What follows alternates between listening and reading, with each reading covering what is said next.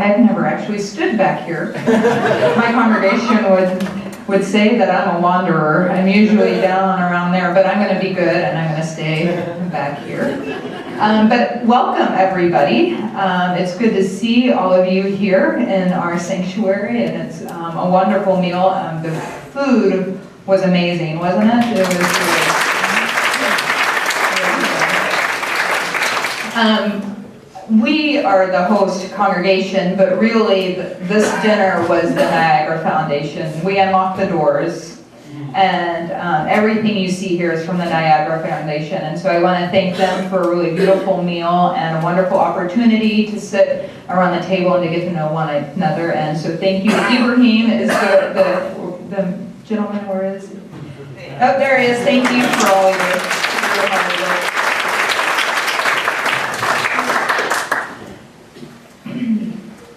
So I have only been in Michigan for about 6 weeks, and we literally drove in, my family and I, on New Year's Eve at 7:30 and came to the parsonage, which is just down the street. And Reverend Koki, who was my predecessor here, the interim pastor here at the Church of the Good Shepherd, she had put one date on my calendar for me, and that was this one, this evening. And I'm really glad that she did that. She had already nurtured a relationship with the Niagara Foundation and wanted to pass that on to me, and I appreciate that. But I confess that I was a little ill at ease about speaking tonight. Partly because I'm so new. I'm new to Ann Arbor, new to Michigan, new to the Church of the Good Shepherd, and new to the Niagara Foundation, and I wasn't quite sure what the expectations were. But I was also kind of uneasy about speaking tonight because we live in the United States of America, and we hear a lot of Christians speaking. And I was thinking, do we need another Christian out there speaking? We are the dominant religious voice in the United States of America at this point in time. And I was thinking, wouldn't it be nice for our faithful brothers and sisters in the Jewish faith and the Muslim faith to speak their truth, to speak their faith, and let the Christians listen. And so that was my first instinct. But then I realized that we're not hearing the whole Christian story. That the Christian voice that we hear out in the mass media, that we hear on Fox News, that we hear in the political arena, that's not my Jesus story. And that made me want to speak tonight. See, my Jesus story is different from what you see on the cable news networks and what you see in the Republican primary debates.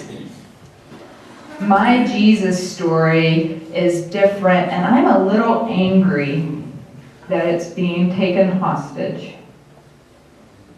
Just this coming Sunday, we have one of our readings for worship is a story from the Gospel of Mark. It's the last story in the very first chapter of the Gospel of Mark, and Jesus is out there. He's out there traveling around, he's teaching and he's preaching and he's healing, and people are coming to him, and his fame is growing. And then he comes out to the open countryside, and a leper comes to him. So this poor man in the first century had been afflicted by some kind of skin disease that was scary at that time, and lepers were by law required to live outside the cities. They were required because it was contagious, it was disfiguring, people didn't understand, and they were required to live on the outside of society. They were true outcasts. And Jesus is walking in Galilee, and he's there, and this leper comes to him, and he throws himself before Jesus' feet, and he says to Jesus, "If you choose, you can make me clean." And my Jesus said to him, "I do choose. Be made clean." And he reaches out and he touches the leper. My Jesus reaches out and touches the untouchable. My Jesus builds bridges, doesn't entrench divisions. And that's why I wanted to speak.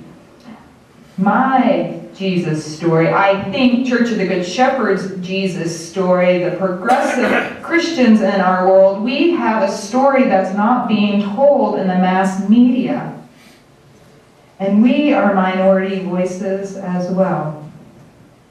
You know, they talk about what would Jesus do these days. You know, they make the bracelets and everything. And I'm pretty sure I know what Jesus wouldn't be doing. Not my Jesus, not the Jesus that touched the leper's face, who broke the law to reach out and touch the untouchable.